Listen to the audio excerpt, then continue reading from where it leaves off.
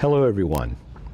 On February 12th, the Holy Orthodox Church commemorates our Venerable Mother Mary of Alexandria. Now Mary's story is really quite extraordinary. She was a pious youth, probably in her teens. We don't know exactly how old she was. But she lost her mother. And upon this tragedy in the family, she fully meant to spend at least the next few years with her father too. But her father, out of a burning love and desire for Christ, decided to enter one of the monasteries in Alexandria. Mary then, who also had a desire for monastic life, decided to follow him, if such a thing could be possible. And so she put on men's clothing and cut her hair very short and tried to enter the monastery. Now, before anyone raises their hand, we do know, of course, that there are actually canons that forbid men from dressing like women and vice versa. Yet, we see this often in some of the stories of the female saints. And Mary, out of great love for her father, and probably because of her young age too, just wanted to be near him. So she was allowed into the monastery and was assigned as an obedience to work with some of the younger monks that were there. She became known as Father Marinus. Now one day, as she was outside of the monastery under obedience, again she went down towards an inn where the innkeeper had a very wanton daughter. And this daughter fell in love with Father Marinus. It's sort of a reverse Yentl situation, if you've ever seen that particular Barbra Streisand movie. Now the daughter was repulsed by Father Marinus, who was very strict and stringent with her and sent her away. Well, she was angry about this, and so she accused Father Marinus of actually having relations with her, and in fact, she had had relations with a soldier who had impregnated her. So the situation didn't look good for our saint.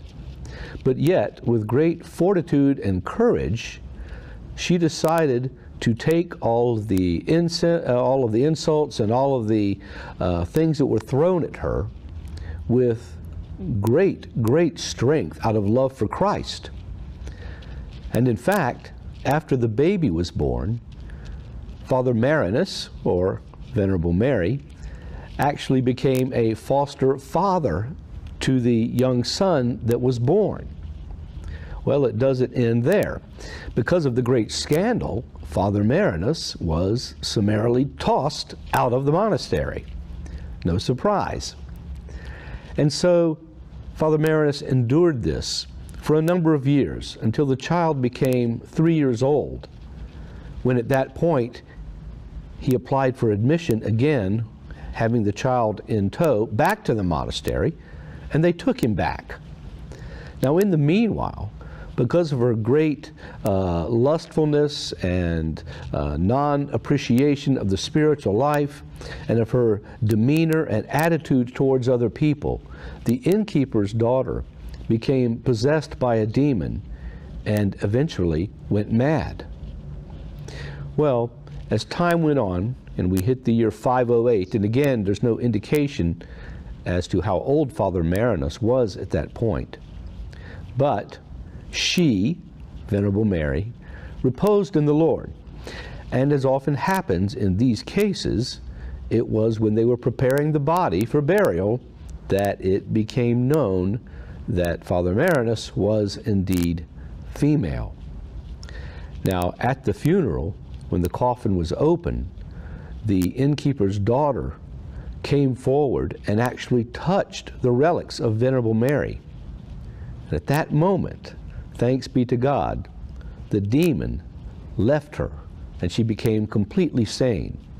And then she began to reveal the true story behind the child, that it was a soldier who had impregnated her, and that Father Marinus, or Venerable Mary, had nothing to do with it.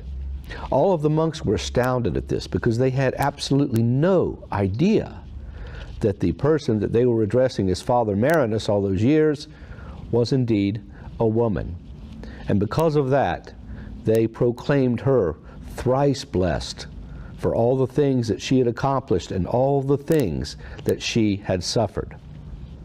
We too, of course, suffer some things. We suffer insults, we suffer slanders, and probably immediately we get rather upset about it.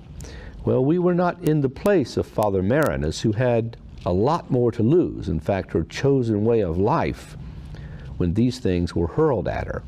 But yet, because of love for our Lord Jesus Christ, she bore them with great dignity and love and responsibility, which is very important in the spiritual life. So let's remember Venerable Mary of Alexandria, who reposed in the year 508, and is yet another hidden saint who sets wonderful examples for us in so many ways. Bye-bye.